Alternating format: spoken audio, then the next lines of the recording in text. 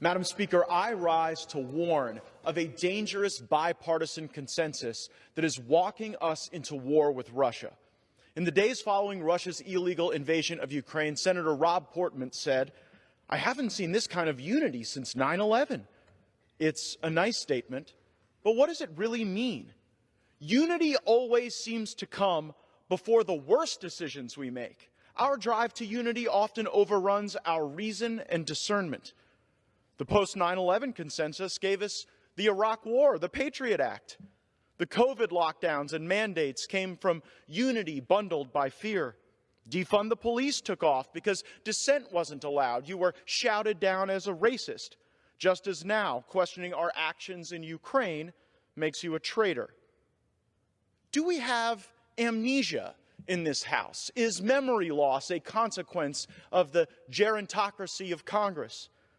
Just a year ago, we lost a war against goat herders waving rifles. Now we're rushing to fight a nation that possesses 6,000 nuclear warheads? Representatives now recklessly assert that we are at war. Congressman Moulton said last week, quote, "We're not just at war to support the Ukrainians, we're fundamentally at war, although somewhat through a proxy, with Russia." The clandestine services are supposed to be the quiet professionals. Seems now they can't stop bragging to news outlets about how America helped Ukraine assassinate Russian generals and sink Russia's flagship. How exactly is this supposed to end? It's as if the administration is probing Putin's nuclear red line. A game of chicken between nuclear powers is insane, and this from Joe Biden, who campaigned to be America's calming sedative. From Russia, I worry about nuclear weapons, not broken tanks. Last night, this House approved $40 billion for Ukraine as American families go without baby formula.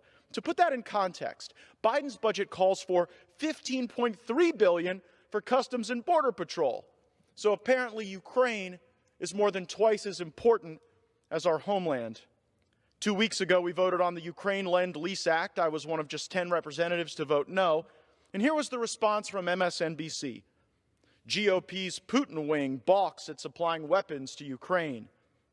So you're a supporter of Putin if you think it's a bad idea to give the White House blanket permission to send, quote, "any weapon, weapon system, munition, aircraft, vessel, boat, or other implement of war to Ukraine, while surrendering our rights to repayment." We are sending so many weapons to Ukraine that we're depleting our own stockpiles. And we aren't just sending bullets and rifles. Now we're sending howitzers that can fire up to 15 miles. This means weapons we supply and train Ukrainians to use could potentially strike Russian territory. And these weapons aren't just ending up in the hands of the Ukrainian military either. One official said weapons, quote, "drop into a big black hole." Many of these are ending up in the hands of the Azov battalion. 40 House Democrats called them a neo-Nazi foreign terrorist organization just 3 years ago. Now that they're killing Russians, are these avowed ethno-nationalists apparently not so bad? Democrats go on a daily snipe hunt for white supremacy here in America, and yet they're fine giving rockets to actual white supremacists in Ukraine. Taking the position that we arm anyone to the teeth who will shoot at Russians has actually not always worked for America. It's javelins to neo-Nazis today, Stinger missiles to the Mujahideen in Afghanistan yesterday. In Syria, another conflict that Washington had consensus on, we supplied jihadist terrorists in their fight against Assad. Assad, like Putin, is an evil man, but does that mean the American taxpayer must arm his enemies without any further inquiry? I don't think so.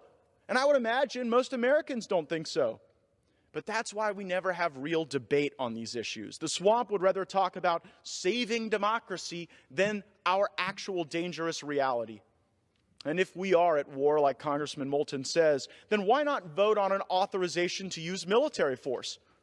Or are we just going to operate in Ukraine like we have in Yemen and throughout the world? Forever undeclared wars.